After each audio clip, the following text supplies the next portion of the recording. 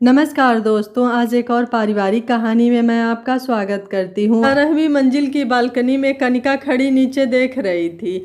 चेहरे पर जमाने भर की घृणा थी। नीचे एक व्यक्ति औंधे मुंह गिरा पड़ा था। सिर से खून की धारा बह रही थी। सब ऊपर की ओर देखकर समझने की कोशिश कर रहे थे कि किस मंजिल से गिरा है यह। तब तक सिक्योरिटी ने एम्बुलेंस और पुलिस दोनों को ही बुला लिया था। कनिका ने मुंह निकाल कर ऊपर से ही थूक दिया, मानो उसी के ऊपर थूका हो, और सपाट चेहरा लिए इत्मीनान से अंदर जाकर अपनी 12 वर्षीय बच्ची रूही को चिपका लिया। क्या मम्मा, सोने दो ना। नींद में रूही कसमसा उठी। कनिका ने अपनी पकड़ थोड़ी ढीली कर दी। थोड़ी ही देर में डोरबेल बजी। कनिका ने रूही को अच्छी तरह उठाकर माथे पर चुंबन अंकित किया और बेडरूम का दरवाज़ा बंद करके मेन डोर खोल दिया। सामने पुलिस थी। मिस कनिका जी, कहिए आपके घर में कौन कौन है? मैं और मेरी बच्ची। और नीचे जिनका एक्सीडेंट हुआ है, मिस्टर वेद आहूजा, आपके मामा जी, वो कहाँ रहते हैं? वो 8वीं मंजिल पे रहते हैं। क्यों, क्या हुआ? आपको नहीं पता, आपके मामा जी की ऊपर से गिरने से मृत्यु हो गई। क्या? कनिका ने दुख और आश्चर्य मिश्रित आवाज़ में कहा। जी हाँ, वो अत्यधिक शराब पिए थे। मुझे पंचनामे में आपके हस्ताक्षर चाहिए, पर उसके पहले मैं आपकी बालकनी भी देखना चाहूँगा। श्योर, पर थोड़ा ध्यान रखें, मेरी बेटी सो रही है। श्योर श्योर कहकर इंस्पेक्टर और महिला सिपाही बालकनी की ओर बढ़ गए। इंस्पेक्टर ने अपनी चौकन्नी निगाहों से चारों तरफ घूम कर देखा, फिर घर के अंदर सरसरी निगाह डाली। कहीं कुछ भी असामान्य नहीं था। चलिए, आप नीचे चलकर लाश की शिनाख्त कर लीजिए ताकि हम आगे की कार्यवाही कर सकें। श्योर, चलिए, कहकर कनिका ने नाइट सूट के ऊपर स्टॉल डालते हुए कहा। लिफ्ट में कनिका की आंखों से आंसू बह रहे थे, जिन्हें इंस्पेक्टर ने सामान्य सा दुख समझ नज़रअंदाज कर दिया। आपके मामा जी अकेले रहते थे? जी, कनिका ने सिर झुकाकर जवाब दिया। क्यों? इंस्पेक्टर ने अचरज भरे स्वर में पूछा।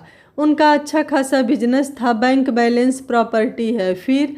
अब ये मैं कैसे बता सकती हूँ, कनिका ने कहा। सबकी अपनी अपनी लाइफ होती है और ये उसका निर्णय होता है कि वो इसे कैसे जिएगा।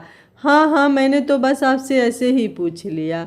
लिफ्ट ग्राउंड फ्लोर पर पहुंच चुकी थी। इंस्पेक्टर और कनिका दोनों वेद के पास पहुंचे।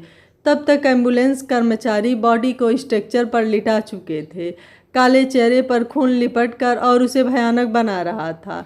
राक्षस! कनिका के होठ बुदबुदा उठे। इंस्पेक्टर अपनी लिखा पढ़ी शुरू कर चुके थे। कनिका उनके हर सवाल का बिना झिझके जवाब दे रही थी। ओके मिस कनिका, प्लीज़ आप एक हेल्प और कर दीजिए मेरे साथ इनके फ्लैट पर चलकर, क्योंकि आपके अनुसार ये अकेले रहते हैं तो आपके सामने इनका घर देखना थोड़ा सही रहेगा। जी श्योर, मैं चलती हूँ आपके साथ। थैंक यू कनिका जी। तब तक सोसाइटी के 2-4 लोग कनिका और उसके मामा को जानते हैं, वो कनिका को सांत्वना देने आ गए। सबसे हाथ जोड़कर कनिका इंस्पेक्टर के साथ मामा के फ्लैट पर आ गई। दरवाज़ा खुला ही था, सारी लाइट शांत थी, बालकनी भी खुली थी। वहीं पर मेज और कुर्सी रखी थी। मेज पर शराब की खाली बोतल और ग्लास रखा था। पास में ही अधजली सिगरेट पड़ी थी। देखने से ही लग रहा था कि कुछ देर पहले यहाँ कोई पी रहा था। इंस्पेक्टर ने कनिका की मौजूदगी में सारी चीज़ों को एहतियात से उठाकर एविडेंस बैग में रख लिया और घर का अच्छे से मुआयना किया। एक जगह छोटी चप्पल और हेयर बैंड दिखाई पड़ा। उसने सवालिया निगाहों से कनिका की ओर देखा। ये मेरी बेटी रूही की है, वो कभी कभी यहाँ खेलने आ जाती है। और आप? मैं भी आती हूँ, आखिर मेरे नाना जी का घर है और आपके मामा ऊपर आते थे। हाँ, वो भी आते थे, पर जब किसी चीज़ की ज़रूरत होती थी तब। अच्छा अच्छा, इंस्पेक्टर ने खुद को सामान्य दिखाते हुए कहा। वैसे आपके और मामा जी के बीच संबंध कैसे थे? क्या मतलब है आपका? कनिका ने कठोर आवाज़ में कहा। आई मीन, इतने बड़े बिजनेस की आप सीईओ और आपके मामा जी एमडी, और उनके बाद अब आप ही इस पूरे बिजनेस और प्रॉपर्टी की मालकिन बनेंगी, बस इसलिए। देखिए इंस्पेक्टर, आप हवा में तीर मत चलाइए। ये सब नाना जी ने डिसाइड किया था और आप तो देख ही रहे हैं कि मामा जी कितना पिए हुए थे। अब ऐसे में कुछ भी हो सकता है। आप पता लगाइए। वो तो मैं लगा ही लूँगा, इंस्पेक्टर ने कनिका को गहरी नज़रों से देखकर कहा। एनीवे, रात काफ़ी हो गई है, हम चलते हैं। तब तक मैं इस घर को सील कर रहा हूँ। जब तक छानबीन पूरी नहीं हो जाती तब तक कोई भी यहाँ नहीं आएगा। सब बाहर निकल आए। पुलिस ने दरवाजे को बंद कर उस पर कानूनी सील लगा दी। ओके कनिका जी, गुड नाइट, सुबह मिलते हैं, टेक केयर। कनिका ने हाथ जोड़ दिया। ऊपर आकर कनिका ने बेडरूम में झांक कर देखा, रूही निश्चिंत सो रही थी। उसको सपने में मुस्कुराते देख कनिका की आंखें भीग गई। मम्मा तेरे लिए कुछ भी करेंगी मेरी परी, कुछ भी। और एक फ्लाइंग किस उसकी ओर उछाल दिया और खुद शावर लेने चली गई। आज कनिका घंटे भर शावर के नीचे भीगती रही। पूरे बदन में 2 बार बॉडी वॉश लगाया, जैसे आज उस राक्षस की आखिरी छुअन को अपने तन मन से धो देना चाहती हो। कपड़े पहन वाइन का एक लार्ज पैक बना बालकनी में आ गई। नीचे झाँका, वहाँ सन्नाटा पसरा था। उसने टिश्यू पेपर पर कोलीन छिड़का और पूरी रेलिंग अच्छे से साफ करी। एक खास जगह साफ करते करते उसके चेहरे पर विद्रूप हंसी आ गई। कुर्सी पर बैठ धीरे धीरे सीप लेते हुए वो आज खुलकर सांस ले रही थी। ठंडी हवा उसके बालों को सहला रही थी और वो एक एक पल बड़े सुकून से बिता रही थी। जानती थी इंस्पेक्टर साथ नहीं बैठेगा। चटाक चटाक नग्न देह पर एक काले मुंह वाला राक्षस अंधाधुंध बेल्ट बरसा रहा था और बेल्ट खाने वाली घुटनों में सर दिए मुंह में अपने लाश के रखवारे दुपट्टे को दिए उफ तक नहीं कर रही थी।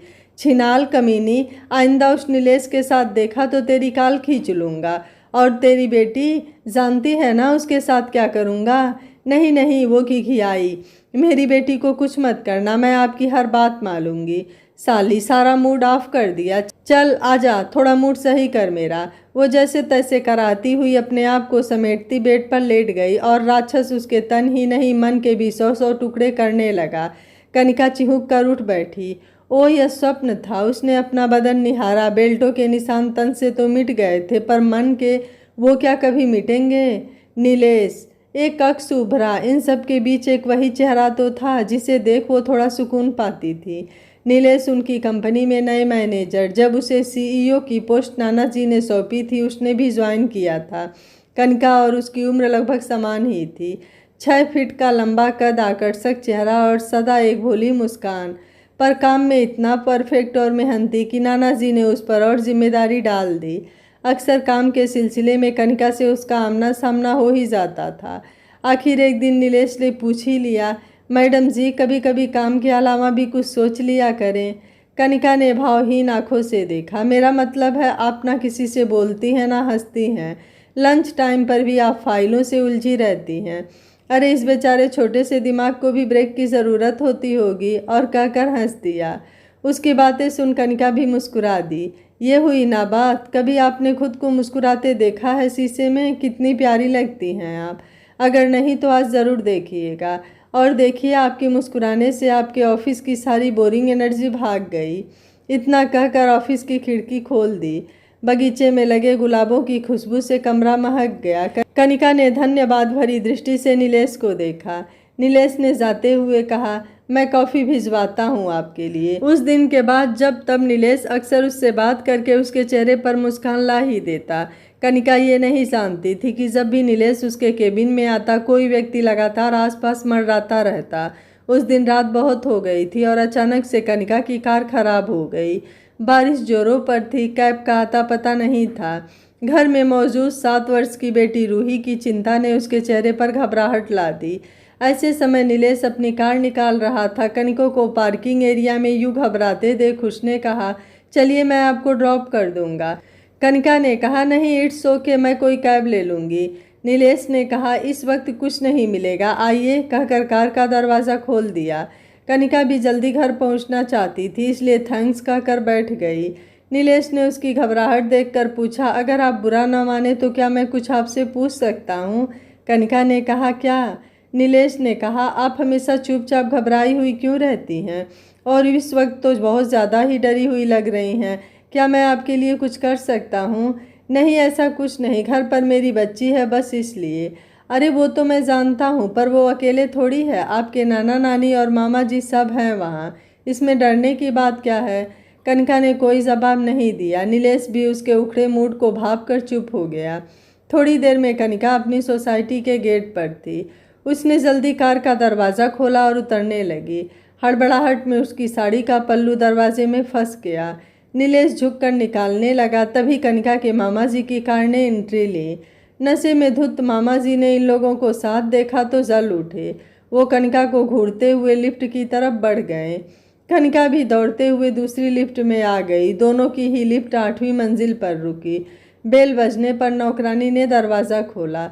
कनिका रूही रूही पुकारते अंदर गई। रूही भी भागकर अपनी मम्मी से लिपट गई। कहाँ रह गई थी आप? मैं कब से वेट कर रही थी। बच्ची मेरी, मम्मी की कार खराब हो गई थी और बारिश की वजह से कैब भी नहीं मिल रही थी। तो क्या छोटे नानू लेकर आए आपको? नशे में धुत मामा जी रूही की तरफ बढ़े, पर कनिका ने उसे अपनी गोद में उठा लिया। नहीं, नीलेश अंकल छोड़ गए हैं। अच्छा मम्मा, बड़े नानू और नानी अपने किसी फ्रेंड के यहाँ गए हैं और कल मॉर्निंग में आएंगे। अच्छा अच्छा, चलो हम ऊपर चलते हैं। आज हम लोग रेन पार्टी मनाएंगे, गर्मा गर्म मैगी बनाकर। वाह, रूही खुश होते हुए बोली। नौकरानी ने असमंजस से कनिका को देखा। छोटे मालिक के साथ उसे अकेले नहीं रहना था। कनिका उसे देख समझ गई। तुम ऊपर मेरे साथ आओ, थोड़ी हेल्प कर देना, आज सरिता छुट्टी पर है। जी दीदी, वो जैसे जान पा गई हो। मैगी खा बना नौकरानी और रूही सो गई। कनिका ड्राइंग रूम में बैठ ऑफिस का काम करने लगी। तभी उसके फ़ोन पर मैसेज फ्लैश हुआ, तुरंत नीचे आओ। कनिका सहम गई। उसने बेडरूम में देखा, रूही गहरी नींद में थी। वहीं फर्श पर नौकरानी भी गद्दा लगाए गहरी नींद में थी। कनिका उठी और चुपचाप फ्लैट का दरवाज़ा बंद करके नीचे आ गई। मामा दरवाजे पर ही थे। उसे अंदर खींच लिया और सीधे घसीटते हुए बेडरूम में ले गए। चल उतार कपड़े, आज नहीं, बहुत थकान है, कनिका ने कहा। अच्छा, एक झन्नाटेदार थप्पड़ कनिका के गाल पर पड़ा। साली, यार के साथ तो बड़ी मस्त रहती है, मुझे नखरे दिखाती है। कौन? किसकी बात आप कर रहे हैं? कनिका की आंखें बरस पड़ी। उसी की जो आज अपनी कार से छोड़ने आया था। नीलेश, वो तो मेरी कार खराब हो गई थी और जो दिन भर तेरे केबिन में घुसा रहता है। ये ना सोच कि मैं ऑफिस नहीं आता तो मुझे कोई खबर नहीं रहती। कहते कहते उसने पैंट की बेल्ट निकाल ली। जबरन कनिका का टॉप उतार कर उसकी नग्न पीठ पर बेल्ट बरसाने लगा। चिड़ियों के शोर से कनिका की आंखें खुल गई। रोज सुबह कनिका उन्हें दाना डालकर ही ऑफिस जाती थी। पोर पोर दुख रहा था, पर उठना तो था ही। उठते ही फ़ोन बजने लगा। वेदा आहूजा की खबर जंगल में आग की तरह फैल गई थी। धीरे धीरे बनावटी रिश्तेदार और बिजनेस के लोग आने लगे। वो अपने घर से उतर नाना के घर ही आ गई। रूही को सरिता के जिम्मे कर दिया। लोग आते, घड़ियालू आंसू बहाते और हाथ जोड़कर चले जाते। कनिका जानती थी कि उनमें से किसी को भी बेस से सिंपैथी ना थी। वो तो बस कनिका की नज़रों में चढ़ना चाहते थे, क्योंकि अगली एमडी कनिका थी और पूरे बिजनेस की मालकिन भी। बॉडी दोपहर बाद मिल गई। पोस्टमार्टम में ऊंचाई से गिरने के कारण सीवियर हेड इंजरी मृत्यु का कारण बताया गया। टीवी चैनल वाले खुद ही विश्लेषण में लगे थे। एंकर चीख रहा था, देखना ये होगा कि जाने माने उद्योगपति वेद जी की मृत्यु का कारण पुलिस क्या बताती है। Number 1 suicide, 2 accident, 3 murder. आइए जानते हैं डीआईजी साहब से। डीआईजी जी ने कहा, देखिए, यह एक हाई प्रोफाइल मामला है। बिना किसी नतीजे के अभी कुछ कहना जल्दबाजी होगी। पुलिस हर एंगल से छानबीन कर रही है। जय हिंद। कनिका लोगों से घिरी बैठी थी। वेद की अंतिम यात्रा की तैयारी हो रही थी। रूही भी नीचे आ गई थी। मम्मा, क्या सचमुच छोटे नानू मर गए? अब मुझे अच्छे अच्छे गिफ्ट कौन दिलाएगा? मेरी बच्ची, कनिका ने रूही को चिपका लिया। शमशान से ही ज़्यादातर लोग चले गए। कनिका के जो दूर के रिश्तेदार, चाचा बुआ, बस रह गए। एक दो ननिहाल के भी थे। तभी पुलिस इंस्पेक्टर ने बेल बजाई। दीदी, पुलिस आई है, आपसे कुछ बात करना चाहते हैं। ठीक है, उन्हें ऊपर भेजो, मैं वहीं जा रही हूँ। और हाँ, तुम दोनों मिलकर मेहमानों और रूही का ख्याल रखना। ठीक है दीदी, सरिता और दूसरी नौकरानी सबिता ने कहा। दोनों बहनें थीं और इस घर में सालों से आ रही थी, भरोसेमंद थी।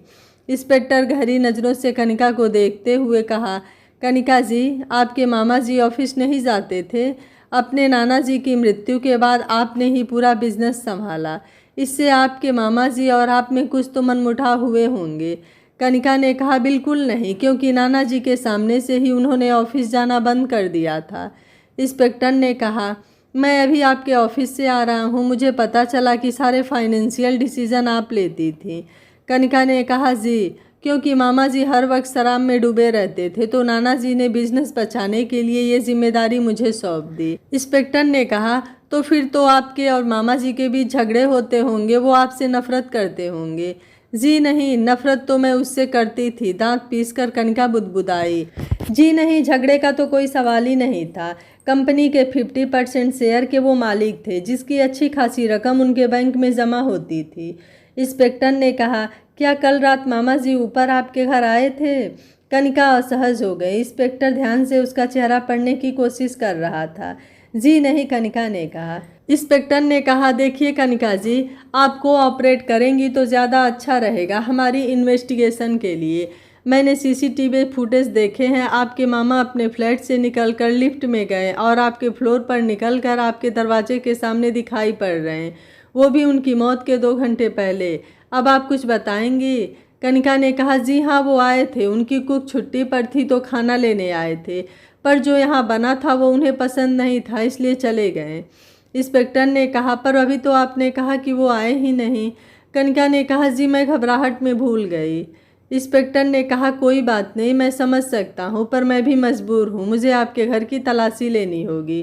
कनिका ने कहा, सर्च वारंट है आपके पास? जी हाँ, इतना कानून तो मैं भी जानता हूँ, चलें? इंस्पेक्टर ने कहा। कनिका बोली, जी इंस्पेक्टर। और महिला पुलिस बारीकी से कनिका के घर का निरीक्षण करने लगे।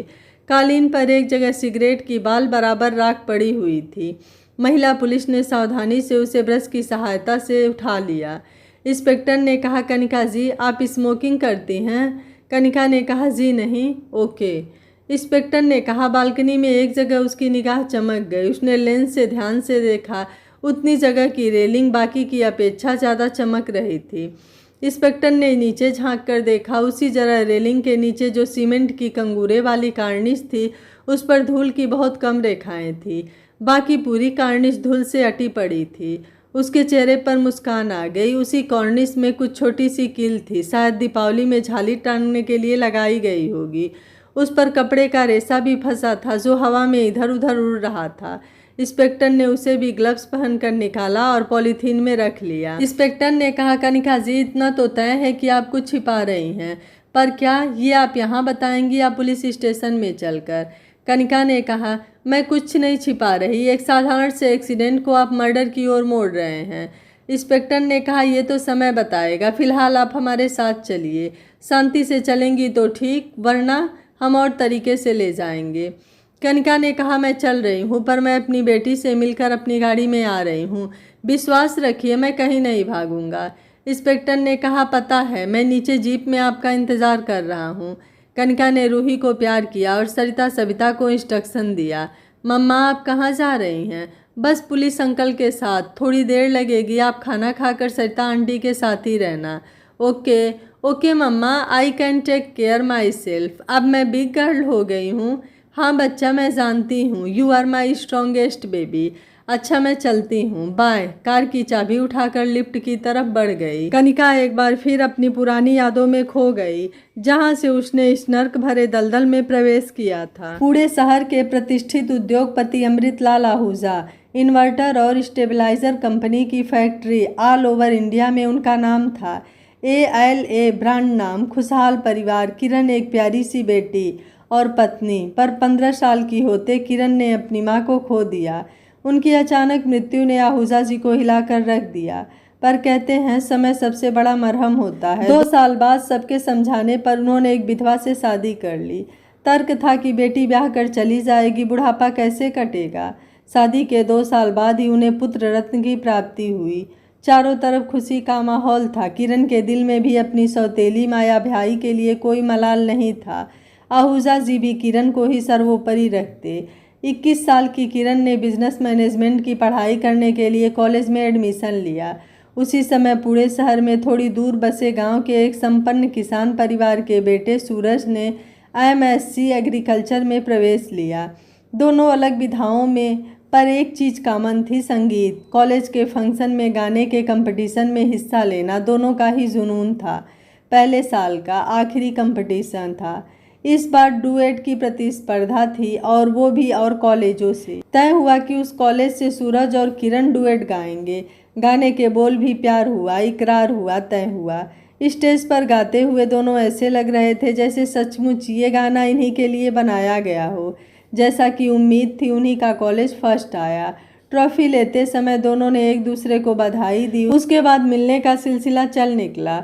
दोनों कब एक दूसरे के करीब आ गए पता ही नहीं चला। लास्ट सेमेस्टर था जब किरण ने पार्क में सूरज की गोद में सर रखकर कहा, सूरज, हमें हमारे घर में बात कर लेनी चाहिए। सूरज ने कहा, तुम्हें लगता है तुम्हारे पापा मानेंगे?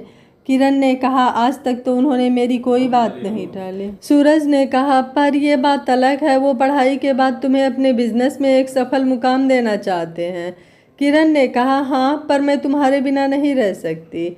सूरज ने कहा, रह तो मैं भी नहीं सकता किरण, प्यार से किरण के गालों पर हाथ फिराते हुए, पर मेरे और तुम्हारे स्टेटस में बहुत अंतर है। मैं गांव से जुड़ा हुआ और गांव में ही रहना चाहता हूं, इसलिए मैंने एग्रीकल्चर सब्जेक्ट चुना। मुझे अपने गांव की उन्नति में योगदान देना है। किरण ने कहा, और मुझे तुम्हारे साथ कदम से कदम मिलाकर चलना है। सूरज के बिना किरण का कोई अस्तित्व नहीं। सूरज ने झुककर किरण का माथा चूम लिया। आहूजा निवास में आज हंगामा हो रहा था। किरण सूरज को अपने पापा से मिलवाने लाई थी। आहूजा जी गुस्से से आग बबूला हो रहे थे। देखो किरण, मैंने आज तक तुम्हारी हर बात मानी, पर यह तुम्हारे भविष्य की बात है तो मैं इसे नहीं मान सकता। मैं तुम्हें बाहर विदेश भेजने वाला हूँ, बिजनेस मैनेजमेंट का स्पेशल कोर्स करने। किरण ने कहा, मैं आपके हर सपने को पूरा करूँगी, पर आज सूरज को स्वीकार कर लीजिए। आहूजा जी ने व्यंग से कहा, अच्छा, और वो सपने कहाँ रहकर पूरे करोगी? इसके साथ गांव में रहकर? अच्छा ठीक है, मैं तुम्हारी बात मानूंगा, पर मेरी एक शर्त है। सूरज को यहाँ मेरे घर पर रहना होगा, मेरा बिजनेस ज्वाइन करना होगा। बोलो सूरज, मंजूर है? सूरज ने कहा, क्षमा कीजिए, पर मेरा स्वाभिमान मुझे घर जमाई बनने की इजाज़त नहीं देता, और फिर मैंने भी अपने गांव के लिए कुछ सपने देखे हैं। हाथ जोड़कर उठते हुए, किरण, मैं तुम्हारे ऊपर कोई भी दबाव नहीं डाल रहा। तुम मेरा पहला और आखिरी प्यार हो, अब फैसला तुम्हें करना है। और जाने लगा। किरण ने कहा, फैसला तो हो गया सूरज, उसका हाथ पकड़कर, मैं तुम्हारे साथ चल रही हूँ। आहूजा जोर से चीखते हुए, अगर तुम इसके साथ गई तो वापस कभी मत आना, इस घर के दरवाजे हमेशा के लिए बंद हो जाएंगे। किरण ने पलटकर अपने छोटे भाई के सर पर हाथ फेरा और कहा, चलो सूरज। गांव में किरण का दिल से स्वागत हुआ और एक सादे समारोह में सूरज और किरण की शादी हो गई। किरण ने कभी सूरज को निराश नहीं किया, एक संस्कारी बहू और कंधे से कंधा मिलाकर चलने वाली पत्नी बनी। सूरज जहां कृषि के बारे में लोगों को जागरूक करता, वहीं किरण ने महिलाओं लड़कियों की शिक्षा का भार उठा लिया। साल भर में ही उन दोनों के प्यार की निशानी कनिका के रूप में आई। उसका सोने जैसी चमक देख उसका कनिका नाम रखा गया। वक्त के साथ कनिका सूरज के प्यार और किरण के दिए संस्कार के साथ बड़ी होती गई। मृदुभाषी कनिका पूरे गांव की लाडली थी। 20 साल की कनिका ने शहर के प्रतिष्ठित कॉलेज में बिजनेस मैनेजमेंट में प्रवेश लिया। उसी स्ट्रीम में जम्मू से आए राहुल ने भी एडमिशन लिया। गोरा चिट्टा राहुल जल्द ही लड़कियों का हीरो बन गया, पर वो सबको इग्नोर करता। 1 साल में ही उसने कनिका के दिल में जगह बना ली। छुट्टियों में कनिका घर आई तो किरण को कनिका कुछ बदली बदली लगी। किरण को बहुत कुरेदने पर कनिका ने सब बता दिया। किरण को बिल्कुल भी गुस्सा नहीं आया, वो जानती थी ये उम्र ही ऐसी होती है। किरण ने सूरज को बताया और सूरज ने कनिका को विश्वास में लेते हुए राहुल से मिलने की इच्छा जाहिर की। कनिका की खुशी का ठिकाना नहीं था। कॉलेज में राहुल से मिलने पर सूरज उससे बहुत प्रभावित हुआ। वो एक गरीब घर का लड़का था जो स्कॉलरशिप लेकर पढ़ने आया था। आगे की पढ़ाई के लिए वो बाहर जाना चाहता था। सूरज ने उससे वादा किया कि बाहर जाने के पहले वो कनिका से उसकी सगाई कर देंगे और विदेश की पढ़ाई का खर्चा सूरज उठाएंगे। तय मुहूर्त में राहुल और कनिका की सगाई कर दी गई। शादी 2 साल बाद राहुल के लौटने पर होना तय हुआ। कनिका को राहुल के साथ घूमने फिरने का लाइसेंस मिल गया और राहुल की बर्थडे के अवसर पर कुछ स्पेशल गिफ्ट मांगने पर कमज़ोर पलों में खुद को सौंप दिया। सूरज ने 25 लाख जैसी बड़ी रकम राहुल के बैंक में ट्रांसफ़र कर दी ताकि वो अपना विदेश में पढ़ाई करने का सपना पूरा कर सके। इधर आहूजा जी का कुल दीपक कुल कलंकित साबित हो गया। रईस बाप का बिगड़ैल बेटा, जिसकी हर बुरी आदतें उसकी माँ छिपा लेती। शक्ल भी पता नहीं किसको पड़ गई, रंग सांवला और बचपन में माता रानी की कृपा से चेहरे पर दाग। पहले तो छिपा छिपा कर करता था, पर फिर घर में ही शराब की पार्टी जमने लगी। कंपनी में 50% शेयर का मालिक होने से पैसे की कमी नहीं थी।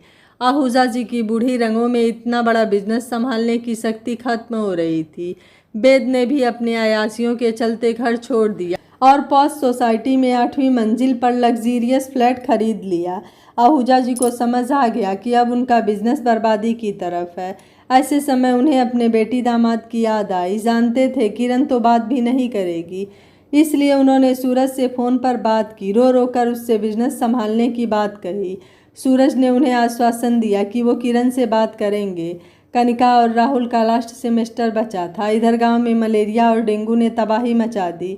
जिम्मेदारी के एहसास से सूरज और किरण बराबर लोगों की सहायता में जुटे रहते। घर घर जाकर जागरूकता फैलाना, बीमारों को अस्पताल ले जाना, दवाइयाँ बांटवाने में आशा वर्कर की सहायता करना, इन सब के चक्कर में वो अपनी सेहत का ध्यान न रख पाए और दोनों ही डेंगू से पीड़ित हो गए। अस्पताल में भर्ती जरूर किया गया, पर बचाने की सारी कोशिश नाकाम रही। सूरज ने आहूजा जी को फ़ोन कर दिया था। अस्पताल में उनकी उपस्थिति ही मायने रखती थी। कनिका पहली बार अपने नाना जी को देख रही थी। इसके पहले जब भी वो माँ से अपने ननिहाल के बारे में पूछती, किरण हमेशा गोलमोल जवाब देती थी। नाना जी बराबर अस्पताल में खड़े रहे, कनिका को ढाढ़स बंधाते, उसके खाने पीने का ख्याल रखते। जिस दिन कनिका के मम्मी पापा ने दम तोड़ा, कनिका बेहोश हो गई। जब होश आया तो सब कुछ खत्म हो चुका था। इसी बीच एक बार कनिका के मामा जी का अस्पताल में पदार्पण हुआ। उनकी नज़र कनिका पर गई। कनिका की कंचन ऐसी काया पर किसी की काली नज़र पड़ चुकी थी। कनिका को होश में आने पर पता चला कि वो प्रेग्नेंट है। माँ पापा जा चुके थे, ऐसे में उसे उसके नाना जी ने ही सहारा दिया। वैसे भी नाना जी की पारखी नज़रों ने हीरे को परख लिया था। नाना जी को उसने अपनी और राहुल के विषय में सारी बातें बताई। नाना जी राहुल से मिले और 1 महीने के अंदर शादी करने को कहा। राहुल बिना ना नुकुर किए मान गया। उसने कहा कि वो जम्मू जाकर अपने मम्मी पापा को लेकर आता है। वो बराबर कनिका के साथ रहा। वो कनिका वापस लौट कर गाँव नहीं गई। अब वहाँ उसके लिए कुछ था भी नहीं। दादा दादी तो पहले ही चले गए थे, अब मम्मी पापा भी। और कहीं उसकी कुंवारी माँ बनने की खबर गांव वालों को लग गई तो उसके मम्मी पापा मरने के बाद उसकी वजह से शर्मिंदा होंगे। नाना जी उसका मन बहलाने के लिए कॉलेज के बाद फैक्ट्री ले जाते और वहाँ का काम सिखाते। जिस दिन राहुल को आना था, सब स्टेशन के बाहर उसकी प्रतीक्षा कर रहे थे, पर वो नहीं आया। कनिका के चेहरे पर उदासी छा गई। राहुल का फ़ोन भी स्विच ऑफ आ रहा था। नाना जी ने कनिका को दिलासा दिया कि वो अगली ट्रेन से आ जाएगा। धीरे धीरे पूरा हफ्ता निकल गया, राहुल नहीं आया। अब तो सबको दाल में कुछ काला नजर आने लगा। नाना जी ने जम्मू के डीलर से राहुल का पता लगाने को कहा। पता चला कि एड्रेस नकली था, फ़ोन नंबर भी फर्जी था। राहुल का कहीं पता नहीं था। पुलिस में कंप्लेन कर दी गई। 2 महीने बाद पता चला कि राहुल उर्फ मनोज एक शातिर अपराधी था। उसका यही काम था, अच्छे कॉलेज में एडमिशन लेता, वहाँ किसी अमीर घर की लड़की को अपने प्रेम जाल में फंसाता और ऐसे ही अपनी दुख भरी कहानी सुनाकर पैसे लेकर चंपत हो जाता। नाना जी ने कनिका से अबॉर्शन के लिए कहा, पर 3 महीने के बच्चे को मारने का साहस नहीं हुआ। फिर उसकी क्या गलती थी? नाना जी ने भी उसकी इच्छा का सम्मान किया। मामा ने नाना को ताना मारते हुए कहा कि अब उनकी इज्जत में बट्टा नहीं लगेगा जब कनिका बिन ब्याही माँ बनेगी। फिर खुद ही सुझाव भी दे दिया कि कनिका को उसी की सोसाइटी में फ्लैट देकर रखा जाए। इससे उसकी देखभाल भी हो जाएगी और हाई फाई सोसाइटी में कोई किसी से मतलब भी नहीं रखता। नाना को ये बात जम गई और मामा जी की ही सोसाइटी में 11वीं मंजिल में थी बेडरूम खरीद कर कनिका को उसमें बसा दिया गया। चिड़िया जाल में फंस चुकी थी। एग्जाम्स के बाद कनिका ने नियमित फैक्ट्री जाना शुरू कर दिया। वैसे भी वो कोषाग्र विद्या थी, बड़ी तेजी से बिजनेस की बारीकियां सीख रही थी। फैक्ट्री में सबको बताया गया कि कनिका मैडम के पति की एक्सीडेंट में मौत हो गई। 7वां महीना चल रहा था। कनिका ऑफिस से आकर आराम कर रही थी। नीचे से मामा जी का मैसेज आया, कनिका नीचे आओ, कुछ ज़रूरी बात करनी है। कनिका लिफ्ट से 8वीं मंजिल में उतर गई। दरवाज़ा खुला ही था। मामा बैठे ड्रिंक कर रहे थे। कनिका ने कहा, जी मामा जी बताइए। मामा ने कहा, अरे आज वो मेरी कुक छुट्टी पर है, मैंने सब्जी काट ली है, तुम प्लीज़ तहरी बना दो अगर प्रॉब्लम ना हो तो। कनिका ने कहा, इसमें क्या प्रॉब्लम है, मैं अभी बना देती हूँ। मामा उठकर अंदर चले गए। कनिका यहाँ आना ज़रा। कनिका उनके पीछे बेडरूम में चली गई। उसके अंदर जाते ही मामा ने बेडरूम का दरवाज़ा बंद कर लिया। कनिका ने कहा, ये क्या है मामा? मामा कुटिलता से मुस्कुराए, तो तुम क्या समझती हो मैं यहाँ किस लिए लेकर आया? और कनिका का हाथ पकड़कर उसे खींचकर बेड पर ले आया। मामा ये गलत है, आप रिश्तों की कुछ तो मर्यादा रखिए। मामा उसके साथ जोर जबरदस्ती करके ही माना। वो लाख रोई, चिल्लाई, अपने गर्भवती होने की दुहाई दी, पर उसके सर पर जो भूत सवार था वो उतर कर ही माना। कनिका मामा के इस नए रूप से टूट गई। मामा ने धमकी दी, अगर उसने ये बात नाना से कहा तो वो सबको बता देगा कि वो एक चरित्रहीन औरत है और कुंवारी माँ बनने जा रही है। फिर उसकी और उसके नाना की इज्जत उसकी जिम्मेदारी। और इस तरह कनिका एक राक्षस की कैद में गिरफ्तार हो चुकी थी। कार तक पहुंचते हुए अचानक कनिका अपने यादों से बाहर आई। पुलिस कनिका को चुपचाप ले गई, पर फिर भी जाने कैसे मीडिया को खबर लग गई। इधर पुलिस स्टेशन में, कनिका जी देखिए, हम लोग हर एंगल से जांच कर रहे हैं। सुसाइड करने का कोई मोटिव नहीं था उनके पास। हमने उनके इर्द गिर्द रहने वाले लोगों से काफ़ी पूछताछ करी है। वो हमेशा अपनी दुनिया में मस्त रहते थे, तो सुसाइड क्यों करेंगे? कनिका ने कहा, अच्छा आपने इतनी जल्दी इन्वेस्टिगेशन भी शुरू कर दी। इंस्पेक्टर ने कहा, मैडम ये मामला हाई प्रोफाइल है, कोई ऐरा गैरा नहीं मरा है। मीडिया जान खाए है, ऊपर से बहुत प्रेशर है। हमें सिर्फ 2 दिन का टाइम दिया गया है रिपोर्ट सबमिट करने का। कनिका ने कहा, आप मुझसे क्या चाहते हैं? इंस्पेक्टर ने कनिका की आंखों में आंखें डालकर सच और सिर्फ सच, क्योंकि सुसाइड ये है नहीं और एक्सीडेंट। वो यहाँ नए रहने नहीं आए थे, ना ही उन्होंने नई नई शराब पीनी शुरू की थी। उन्हें बरसों से आदत थी। तो हमारा मुख्य पॉइंट मर्डर ही है, जिसमें प्राइम सस्पेक्ट आप हैं। आपके यहाँ हमें कुछ सबूत भी मिले हैं जिन्हें हम कोर्ट में पेश करेंगे। अभी वो फॉरेंसिक विभाग में भेजे गए हैं, शाम तक रिपोर्ट आ जाएगी। कनिका ने कहा, आप मुझ पर शक कर रहे हैं, मैं भला क्यों मारूंगी? क्योंकि सबसे ज़्यादा कारण आपके पास ही है। पैसा, पावर, घृणा, नफरत, प्यार, सब कुछ। क्योंकि सबसे ज़्यादा आप इकलौती करीबी हो। मैंने पिता किया है। आप पिछले 12 सालों में हर रोज़ ही रात गए उनके यहाँ जाती थी, क्यों? कनिका ने कहा, इससे क्या साबित होता है? मामा थे, उनका खाना पीना देखने जाते थे। इंस्पेक्टर ने व्यंग से कहा, अच्छा रात में 11 बजे, वो भी चोरों की तरह इधर उधर देखते हुए? इतनी रात में खाना कौन खाता है? मैडम, मैंने उनकी कुक से भी बात करी है, वो रोज़ 8 बजे खाना बनाकर रख जाती थी। फिर आप क्या देखने जाती थी, उनका खाना या उनको? कनिका ने गुस्से में, इंस्पेक्टर आप हद में रहिए। इंस्पेक्टर ने कहा, मैंने अभी हद दिखाई कहाँ? शाम तक रिपोर्ट आने दीजिए, तब मैं अपनी हद दिखाऊंगा। और हाँ, तब तक आप यहीं रहेंगी। विथ परमिशन आप कोर्ट।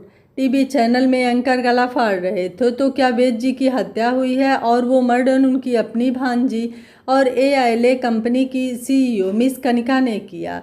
और किया तो क्यों? क्या साजिश थी? कनिका जी ने ये काम अकेले किया या कोई और भी शामिल है? क्योंकि मिस कनिका शादी नहीं होने के बावजूद एक बच्ची की माँ हैं, तो क्या उनके इस गुनाह में उनके ये छिपे हुए उनके प्रेमी हैं? अब इन सवालों के जवाब तो फिलहाल हमारे पास नहीं है। पुलिस कब देगी, यही देखना है। रूही टीवी पर चल रही खबरों को देख रो रही थी। उसकी मम्मी ऐसा नहीं कर सकती, वो एक काकरोच देखकर तो डर जाती हैं। फिर छोटे नानू का मर्डर? नो, पुलिस अंकल बहुत गंदे हैं, वो मेरी मम्मी को चीट करके ले गए। बगल में कोई और भी बैठा था, रूही का हाथ पकड़े, उसकी भी आंखों से आंसू बह रहे थे। उसने रोहित का हाथ कसकर पकड़ा और कहा, चलो तुम्हारी मम्मी से मिलकर आते हैं। कनिका पुलिस लॉकअप में सिर झुकाए बैठी थी। पुलिस स्टेशन में जो टीवी लगा था उसकी आवाज़ उस तक भी पहुंच रही थी। अचानक उसने अपने अंदर उठ रहे सारे बवंडर शांत किया और एक दृढ़ निश्चय से उसका चेहरा प्रदीप्त हो उठा। मम्मा, रूही की आवाज़ सुन कनिका चौंक पड़ी। बच्चा मेरा। देखा, रूही रो रही थी। रूही के साथ आए व्यक्ति को देख कनिका और भी चौंक गई और आंखों से गंगा जमुना बह निकली। नीलेश, भर्राई आवाज़ से कनिका ने कहा, कहाँ चले गए थे तुम मुझे यूं छोड़कर? तुमने तो दोस्त होने का दावा किया था, फिर अचानक क्यों चले गए? नीलेश ने कहा, मैं कहाँ गया था आपको छोड़कर? मैं जा ही नहीं पाया और आपने भी तो ना ही मेरी दोस्ती कबूल की और ना ही मेरा। फिर रूही की तरफ देखकर चुप हो गया। कनिका उस दिन की याद में खो गई जब बेल्टों से मार खाने के बाद वो अगले दिन ऑफिस गई थी। उसके चेहरे पर सूजन थी और आंखों में निराशा। नीलेश ने उसके चेहरे को ध्यान से देखते हुए पूछा, क्या हुआ कनिका जी, आप बीमार लग रही हैं? आपके चेहरे पर सूजन क्यों है? डॉक्टर को दिखाया? कनिका एकदम से चिल्ला पड़ी थी। आप अपने काम से काम रखिए मिस्टर मैनेजर, जाइए, बहुत काम पेंडिंग है, उन्हें निपटाइए, ना कि मेरा चेहरा देखकर अपना और मेरा टाइम बर्बाद करें। नीलेश उसका ये रूप देख चुपचाप चला गया। 2 दिन तक नीलेश उसके केबिन में नहीं आया। बेचैनी तो कनिका को भी हो रही थी। तीसरे दिन पार्किंग से कार निकालते वक्त नीलेश उसके पास आया और एकदम करीब आकर बोला, कनिका जी, आप भले ही कुछ ना बताओ, पर कुछ तो आपके साथ गलत हो रहा है। मैं आपके हर दुख को बांटना चाहता हूँ, मैं आपको पसंद करता हूँ, आप मुझे कम से कम दोस्ती के लायक तो समझिए। कनिका ने इधर उधर देखा। उसे एक कार के पीछे परछाई नजर आई। उसने जोर से नीलेश को धक्का देकर कहा, दूर रहो मुझसे, तुम्हारी औकात क्या है मुझे पसंद करने की या मुझसे दोस्ती करने की? मैं अकेली रहना चाहती हूँ, हटो यहाँ से। और कार में बैठकर वहाँ से चली गई। मम्मी, रूही की आवाज़ से कनिका वर्तमान में लौट आई। कनिका ने नीलेश को देख अपराधी भाव से चेहरा नीचे कर लिया। रूही, मम्मी सब कह रहे हैं कि आपने छोटे नानू को मारा है। कनिका ने नीलेश का चेहरा देखा। नीलेश के आंखों में भी वही सवाल था। कनिका बेबी, तुम क्या मानती हो? क्या मैंने सचमुच में छोटे नानू को मारा होगा? रूही ने कहा, नहीं, आप किसी को मार नहीं सकती, आप तो इतनी प्यारी हो। कनिका ने कहा, और आप नीलेश? नीलेश ने कहा, मैं समझता हूँ कि अगर आपने ये किया भी है तो कोई बहुत बड़ी वाजिब वजह होगी। रूही ने कहा, नहीं अंकल, मम्मी कभी ऐसा नहीं कर सकती। कनिका ने कहा रूही से, बेटा आप थोड़ी बाहर बैठो, मुझे अंकल से ज़रूरी बात करनी है।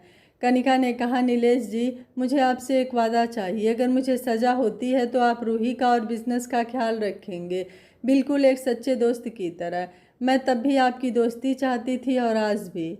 नीलेश ने कहा, मैं जानता हूँ, क्योंकि उसी दिन वेद जी और उनके गुंडे मुझे मारने आए थे और धमकी भी दी थी कि अगर मैंने कंपनी से रिज़ाइन नहीं किया तो वो आपको नुकसान पहुँचाएंगे। मैं अपने लिए नहीं, आपके लिए दूर हो गया, पर रहा आपके आसपास ही। मैं आज भी आपके भरोसे को नहीं तोड़ूंगा। कनिका ने कहा, ठीक है, अभी आप जाइए और कल कोर्ट में रूही के साथ आइएगा।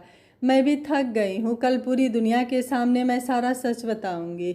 रिपोर्ट आ गई थी, सिगरेट की राख वेद द्वारा पी जाने वाली सिगरेट के ब्रांड की थी और धागा भी उन्हीं के नाइट गाउन का था और फ़ोन पर भी कुछ अश्लील मैसेज, गालियाँ थे जो कनिका को भेजे गए थे रात में, कभी 11 बजे कभी 12 बजे। तुरंत नीचे आओ के मैसेज लगभग रोज के थे। इंस्पेक्टर अपनी सफलता से खुश होते हुए कनिका के पास गया। कनिका जी, अब आप बताइए, आपने क्यों मारा वेद जी को? हाँ, मैंने मारा, पर क्यों ये मैं कल कोर्ट में बताऊंगी। आप अपना केस कोर्ट में सबमिट करिए। आज कोर्ट रूम खचाखच भरा था। पुख्ता सबूत मिलने से पुलिस विभाग खुश था। मीडिया में भी खबर आ गई थी कि कनिका जी ने अपना जुर्म कबूल कर लिया था। रूही के साथ नीलेश था। नीलेश ने रूही को अपने बारे में सब कुछ बताया था। रूही के मन में बड़ी उलझनें थी। अगर उसकी माँ की शादी ही नहीं हुई तो माँ ने ये क्यों कहा कि उसके पापा मर गए हैं? तो क्या वो एक नाजायज़ औलाद है? क्या नीलेश अंकल ही तो? नहीं नहीं, नीलेश रूही के मन की उलझनों से वाकिफ था। रूही, तुम्हारे सारे सवाल के जवाब आज कोर्ट में तुम्हारी मम्मी देंगी। चलो, टाइम हो रहा है। कोर्ट में कनिका के पहुंचते ही हलचल मच गई। टीवी चैनल वाले किसी भी तरह से काबू में नहीं आ रहे थे। भीड़ बढ़ती जा रही थी। तब प्रशासन ने एक निर्णय लिया। वैसे भी इतना बड़ा केस था कि उसका निष्पक्ष फैसला जनता के सामने होना चाहिए, ऐसी लोगों की डिमांड थी। कोर्ट कार्यवाही को सभी चैनलों पर प्रसारित करने का निर्णय लिया गया। कनिका कटघरे में शांत भाव से खड़ी थी। उसने देखा रूही उसकी तरफ अजीब नजरों से देख रही थी। कनिका ने मुंह घुमा लिया। जज साहिबा के आते ही मुकदमा शुरू हो गया। इस तरह के गंभीर मुकदमे उन्हीं को सौंपे जाते थे। वो एक कट्टर निष्पक्ष न्याय देने वाली मानी जाती थी। पुलिस ने अपने पूरे सबूत सरकारी वकील को सौंप दिए, जिसके आधार पर वकील ने कड़ी से कड़ी सज़ा की मांग की। बचाव पक्ष के वकील को बुलाने पर कोई नहीं आया, क्योंकि कनिका ने सख्त मना कर दिया था। जज ने अपने स्वर में नरमी लाते कनिका से कहा, आपके ऊपर इतना गंभीर आरोप लगा है, आपने अपना वकील क्यों नहीं किया? क्या आप बचना ही नहीं चाहती सज़ा से? कनिका ने कहा, नहीं जज साहब, अब मैं और नहीं लड़ सकती। मैं अब तक सिर्फ अपनी बेटी की वजह से चुप रही, पर अब मेरी बेटी बड़ी हो गई है। मैं जो कहूँगी वो गीता की नहीं, अपनी बेटी रूही की सौगंध खाकर कहूँगी। जज ने कहा, तो फिर कहिए, आप क्या अपना जुर्म कबूल करती हैं और अगर आपने मारा है तो क्यों? ऐसी क्या नफ़रत थी जो आपने एक बार नहीं सोचा? कनिका ने कहा, जी हाँ, मैंने मारा है। उसने मेरी ज़िंदगी नर्क से भी बदतर कर दी थी। फिर अपनी शुरू से आखिरी तक सारी कहानी कह सुनाई। चीखते हुए कनिका ने कहा, उसने मुझे गर्भावस्था में भी नहीं छोड़ा। पहले मेरी और नाना जी की इज्जत की धमकी देकर, फिर जब बेटी हो गई तब हमेशा मुझे पर्दे से नीचे दिखाता, जहाँ सोसाइटी के गेट के बाहर एक कार में उसके कुछ गुंडे हमेशा हाथ हिलाते और वो कहता कि अभी वो ऊपर जाएंगे और तुम्हारी बेटी को उसी मंजिल से नीचे फेंक देंगे। किसी को पता नहीं चलेगा और तुम मेरी कुछ नहीं कर पाओगी। मैं डर जाती, कभी भी मैं उसकी बात को ना नहीं कहती। मुझे मारता, मेरा बदन सिगरेट से जलाता, पर मैंने चुप रहना ही उचित समझा। क्यों? अपनी बच्ची के लिए। आपको एक कहानी सुनाती हूँ। एक राक्षस को एक सुंदर सी चिड़िया पसंद आ गई। उसने उसे पिंजरे में कैद कर लिया। दिन में उसे खूब खिलाता दुलराता और रात के अंधेरे में जब उसकी राक्षसी प्रवृत्ति जागती, एक सोने की सुई उसे चुभोता। जब वो दर्द से चीखती, उसे बड़ा मज़ा आता। धीरे धीरे वो इस खेल से उब गया। उसने चिड़िया को प्रेग्नेंट कराया। फिर उसके 2 प्यारे चूजे निकले। एक दिन वो 2 सुई लेकर आया। उस बच्चों की चीखें सुननी थी। माँ अशक्त हो चुकी थी, पर पिंजरे में आते हुए हाथों को पहचान गई और उस खतरे को भी जो उसके बच्चों की तरफ बढ़ रहा था। उस निरीह माँ में जाने कहाँ से ताकत आ गई। उसने पिंजरे से निकल सीधे उसकी गर्दन में चोंच मारना शुरू कर दिया और तब तक मारती रही जब तक उसके प्राण नहीं निकल गए। कनिका हाँफ रही थी, उत्तेजना से, क्रोध से। उसे पानी पिलाया गया। आगे उसने कहा, पहले इज्जत की धमकी, फिर बेटी को मारने की धमकी, फिर मेरे और अपने संबंधों का वीडियो बनाकर बेटी को दिखाने और सोशल मीडिया में अपलोड करने की धमकी। मैं जानती थी मेरी बेटी बहुत छोटी है, वो ये सब नहीं समझ पाएगी, और यदि मैं बेत को मार कर फांसी पर चढ़ गई तो जिंदगी भर मेरी बेटी एक चरित्रहीन माँ की बेटी कही जाती, जिसके अपने ही मामा से संबंध थे। मैं अभी भी चुप रहती, क्योंकि अब मेरे जीवन में कुछ बचा ही नहीं था। पर फिर क्रोध से कनिका हाँफने लगी थी। रूही 8 साल की थी। आगे बोली, स्कूल से उसकी बस थोड़ी जल्दी आ गई थी। सरिता जब तक पहुंचती वेद उसे घर ले आए। सरिता ने मुझे फ़ोन करके बताया। मैं तुरंत भागी उसके घर पर। मेरी बेटी अकेली थी, ये सोचकर मेरी जान निकली जा रही थी। रूही समीज और चड्ढी में उसकी गोद में थी। मैंने लपक कर उसकी गोद से रूही छीन ली और सरिता के साथ ऊपर भेजा। फिर उसकी कॉलर पकड़कर कहा, क्या है ये सब? तुम्हारी हिम्मत कैसे हुई मेरी बेटी के कपड़े उतारने की? उसने बेशर्मी से हंसकर कहा, तो आगे उसे कली से फूल तो मुझे ही बनाना है ना, सिर्फ 5 साल बाद, जब वो सचमुच में बड़ी हो जाएगी।